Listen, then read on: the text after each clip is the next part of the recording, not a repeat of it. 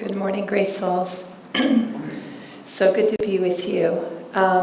So for those who don't know, today is Swamiji's Moksha Day. And what that means is this is the day that he left his physical body and attained final liberation. That's what Yogananda promised him would happen at the very end of his life. So today is quite a special day to be together, drawing upon the grace of Swamiji, who's always here for us, just as the masters are. Tonight, James will talk about it. There will be a moksha celebration, and I know personally I'm looking forward to that. So the readings today, and thank you all for the music and the readings, so deeply inspiring. It's, that last line in the victories they win, right? The battles, the way, I forget now exactly. It's the battles they fight, the victories they win are never the battles, the victories they, no. Thank you. I have just seen, I've been reflecting on that as part of the reading, that how often, it actually brings me a lot of solace to draw comfort in I just don't know. I don't know. I mean, some battles seem obvious. Some victories appear more obvious. But the power of this teaching that I very often have observed in others.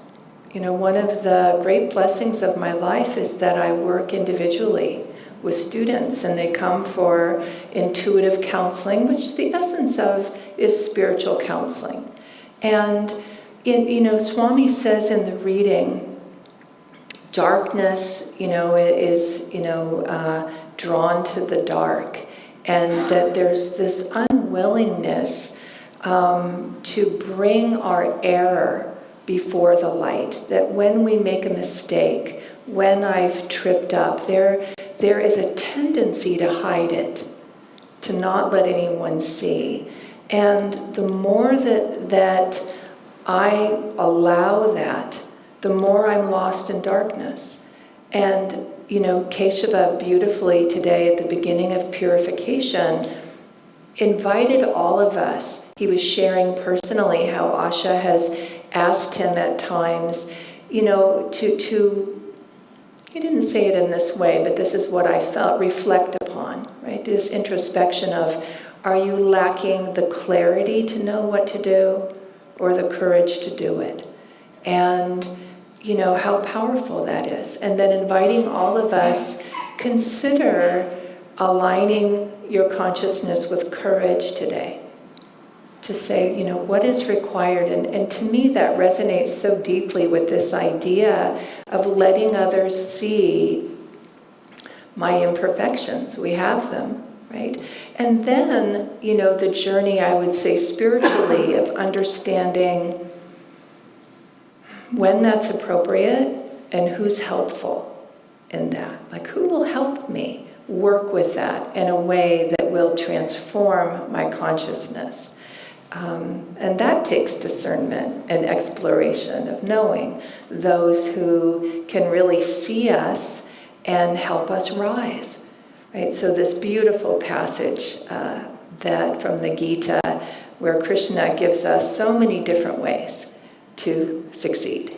Right? Well, do this. Cling to me, give your whole self to me, dedicate yourself completely every moment. That's the highest, is to be able to do that. And then, well, if you can't do that, do this. And I don't remember the specific order, but the idea of, work for me, to do works that would be pleasing to me. A sense of seva, a sense of service, worship me. So each one, and then always the sweetest at the very end. And if you can't do any of those things, and you just, I failed at it all, bring that to me. Right? Bring that to me. Kamala Devi shared, I think it was in the Google group, I think, where I saw it, but this beautiful talk that Nayaswami Bharat gave recently about Nayaswami Ananda, his wife's life and passing. He's written a beautiful book you may have read. I'm pretty sure we have it in the boutique, if you haven't. Trained in Divine Love. And her life, Anandi's life, is just an extraordinary example of that. And at the end of the talk, he had a little 2-minute clip of Anandi, and she shared this last line, right? She was talking about, bring your love to God, just like the chant we sang today. How do I love thee? Right? With every breath I breathe, how do I serve thee? How do I worship thee? And I will say it's always powerful to me in that chant that just as a fire will burn a whole forest, it's very dramatic. Burn to the root my desires. Burn away all that would keep me from loving thee completely, serving thee completely, worshiping thee completely. So to invite that in is quite a courageous invitation. Just burn it all down. Just take it all away. And then, the affirmation, I welcome every opportunity, right? I welcome for further growth. That commitment to say, and what dawned on me is playing with affirmations. So I play with them. I say them differently, sometimes just as James led us through, which was such a declaration, and I love that. I welcome every opportunity that comes to me for further growth.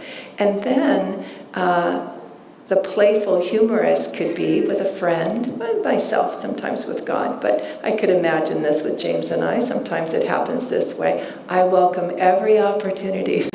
Like you're clearly facing an obstacle. You're clearly facing something that could just throw you off, right? I welcome every opportunity that comes to me, and it's still, even so, part of that is that if I can't say it courageously and have a declaration, nothing will alter me. All right, we'll say it playfully.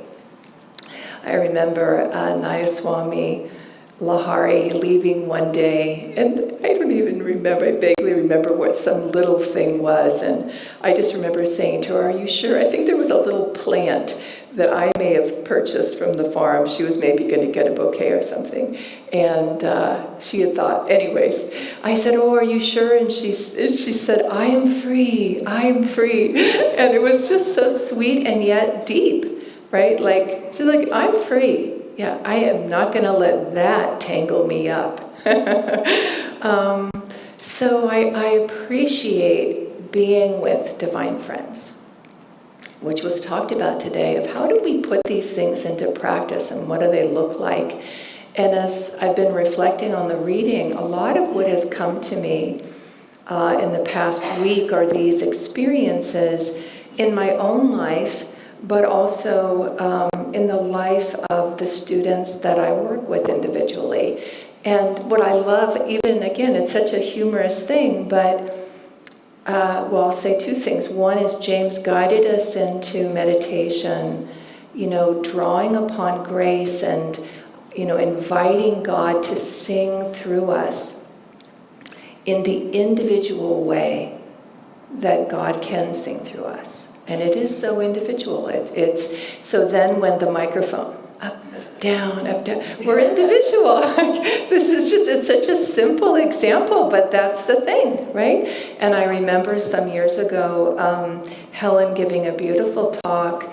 I believe it was a Sunday service, and at a certain point she was talking about Swamiji and Living Wisdom School, and how she had learned, she had observed, but this is as I recall it, so this is my recollection of what she shared, that what was, a little perplexing to her initially with Swamiji is that she used the example of a tennis court. And she said, tennis court, we know what that looks like, and there's a net in the middle, and, the idea is to hit the ball across the net, right? And we all know where it is. And she said, but Swamiji moved the net. She said, move the net? I think we're all supposed to do the exact same thing here. But he didn't. He moved the net. And she said, that's what we do in Living Wisdom School. We move the net, right? It's to discern, what does this soul need? How will they grow? In that list of things to do, what are they capable of? What are they ready for? And this dance between supporting someone in a way they can work with. So not making it an impossible climb, because then you're just in failure all the time. Yeah, and I hear it when students come to me, right? My initial experience, they're not hearing it themselves, a terrible meditator. Here's all the ways they're terrible, right? Okay, maybe. But you are here for spiritual counseling.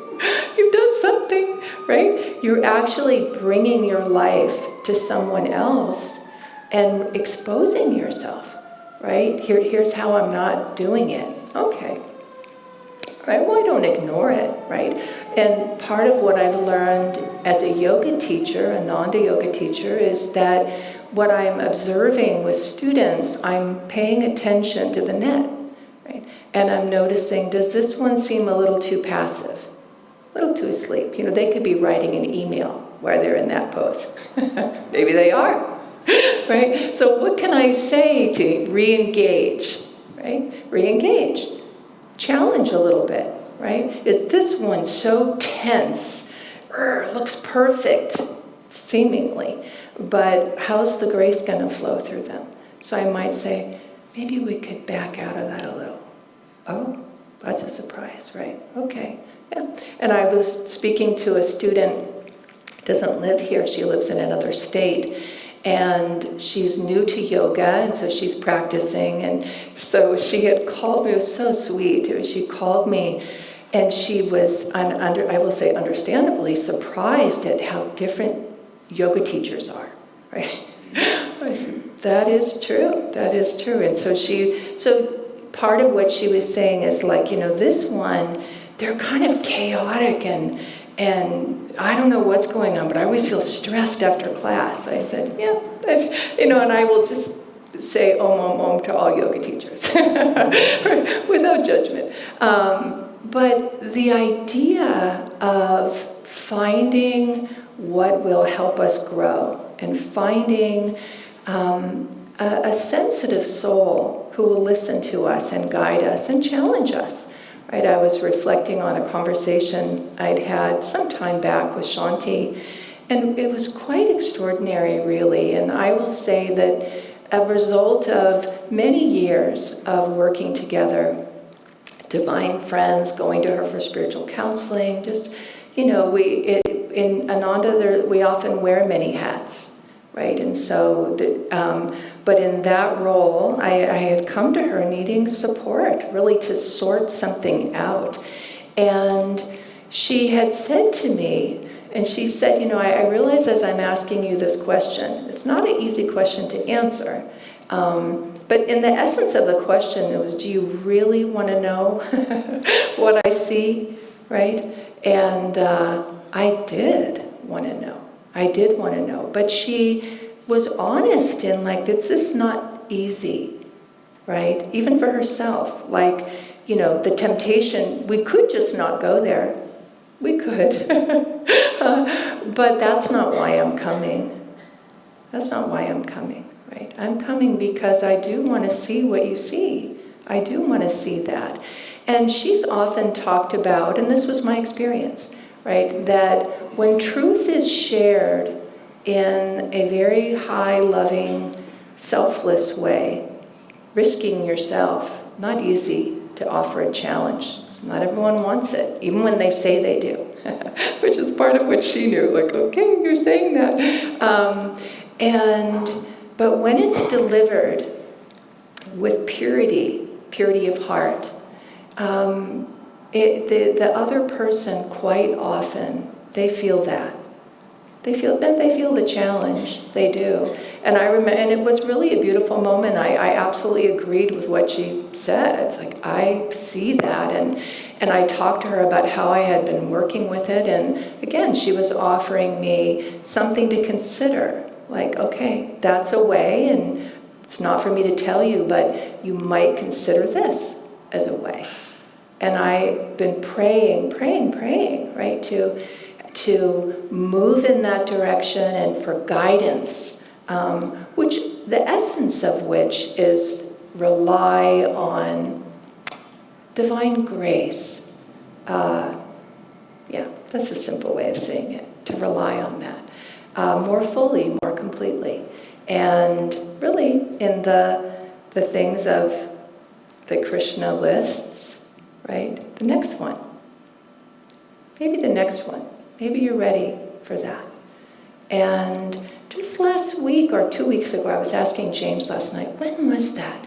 When was that moment in Sunday service where I felt it? I felt it, and it was so deep. It was just so profound. A glimpse.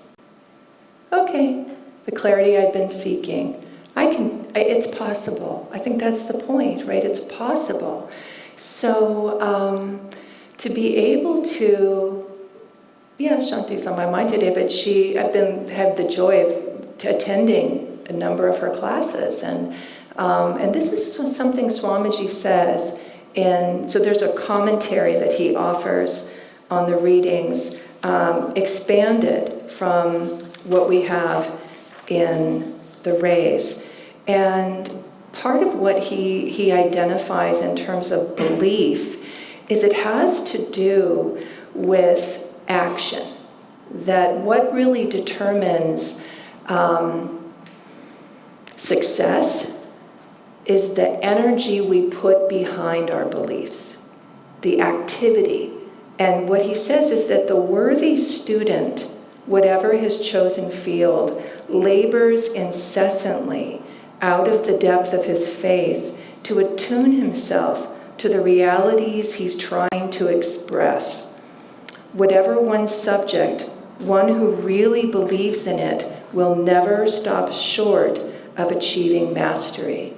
And with this, the reason I'm tying it into mentioning one of Shanti's classes is because the practice of what else can I do? Without it being a burden, but what other class could I take? What other talk could I listen to? So when Kamala Devi sent out this link, let me watch that, right? And every time I put forth the effort, the grace more than meets me there. But this is a question for each of us. Where's the net? Is it in a good place? Is it, pay attention in terms of it. What I look for is too passive, too tense. So, too much striving, well then I'm just doing it, right? Not enough. So I'm good, well that's not it, right? So to be growing, to be moving, to be reaching. And now I forget why I was mentioning Shanti. I guess she was I'm not sure if this thought had been in there before, but talking about this idea of seeking guidance, of utilizing support, of utilizing teachers, that it's in Raja Yoga, our last, most recent class was on the Guru, and Shanti gave a beautiful talk on that of, there's the famous thing that the question Swamiji's asked at one of his talks, does everyone need a Guru? He pauses. No. And Shanti said, all the people who were faithful to Ananda were like, what? What's he saying? We've all learned something else. And then he added to that, but if you're seeking God, if you're seeking spiritual enlightenment, yes, you do. Because we need support knowing where should the net be. And that's what I find in a lot of times it very much helps me just be willing to seek support in giving support to other people, to see how easy it is to get it wrong, to feel like, okay, maybe you're being a little hard on yourself. And maybe you're asking more than is required. And so, anyway, bear with me mentioning Shanti so much, but there it is. She was talking about working with a student who had been just in love with Hong Sa, and Shanti went down to offer Kriya, takes Kriya, and then some time passes, and she's basically hating it, right? Like, ugh. And Shanti thought, wait a minute, but tunes in, listens, and said something unexpected. Move the net to say, okay, let's put Kriya aside. Right? We need to get back to joy. We need to get back to joy. So that's one of the things I listen for within my own life and in working with other people is, where's the joy? If I'm going to worship the divine, where's the love? How do we cultivate love? How do we cultivate that? Because then we want to. So when Swamiji is saying, the worthy student, they can't get enough of the subject. And that, I guess, is part of what I'm wanting to offer, is to just ask of yourself, how inspired do you feel? How alive is it feeling for you, these teachings, this path, these practices? And if there's any part of you dragging yourself to it, see if there's something different that might help you, that might shift that for you, so that we have so many practices, so many tools and ways, but there's a simplicity in it, ultimately, is what I find, is that, keep it simple. Go back to the initial thing that drew you here. Why are you here today? Right? What got you here? And one of my favorite questions to ask is that question, right? And to bring yourself back to it, because so often it's just miraculous. Of like, why am I even trying to do this? Master talks about, for couples, to, especially on their anniversary, remember dating. Remember that. Remember how you felt. Remember that energy. No one had to talk you into seeing the person you were interested in, right? At all. So same thing with discipleship. Remember it.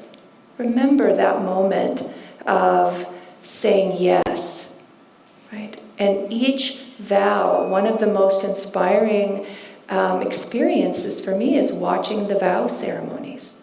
Every vow, pilgrim's vow all the way, right? That because of the depth of sincerity and the commitment, the declaration that we want others to help hold with us. And so I just invite you, ponder it. When was the last time you thought about the day you took discipleship? Do you remember, what time of year it was? Some people know the date. Others remember the time of year. What did you feel right before, right? What did you feel during? What was that like? How has it changed your life? What's different now? Swami discouraged us from trying to evaluate our progress, which is so much what the reading is can be about. But what he said is, look at your life in a span of minimum 2 years. So from discipleship, right, if you're in that 2-year period, okay, it's an awfully big step to take discipleship. But, look at it 5 years, 10 years, longer, whatever it may be. These moments of declaration, and I would say the same for pilgrim vow, right, whatever the vow is. Okay, anything else? I guess I'll bring this to a close, I hope. The themes, when I again was reflecting, is purity of heart, that willingness. I didn't touch much on this, so maybe I will here, that I've often felt willingness as a state of grace. And part of what I've been sharing in terms of find the joy and rediscover it. And in the reading, Swami talks about how likes and dislikes can get in the way. So I found it fascinating in the reflection on willingness that it can become a habit. It can become a way of relating to life. Do I like that? If I don't like that, maybe I won't do it. It's tricky to be able to discern when is it a really good thing to act upon something that I don't really want to do. But I feel, and maybe because I've sought counseling, and they're saying, I would move the net and I would do this. And it's like, okay. And you might have your unwillingness. When Master, as you all know, or maybe most of us know, is emphasized willpower so much, and he talked to us about practicing it. And one of the ways to practice is do what you don't want to do. Not just to suffer, but to be able to discern if this would help you in your growth, consider saying yes to it. Because the ability to overcome the attitude that doesn't want to is incredibly strengthening.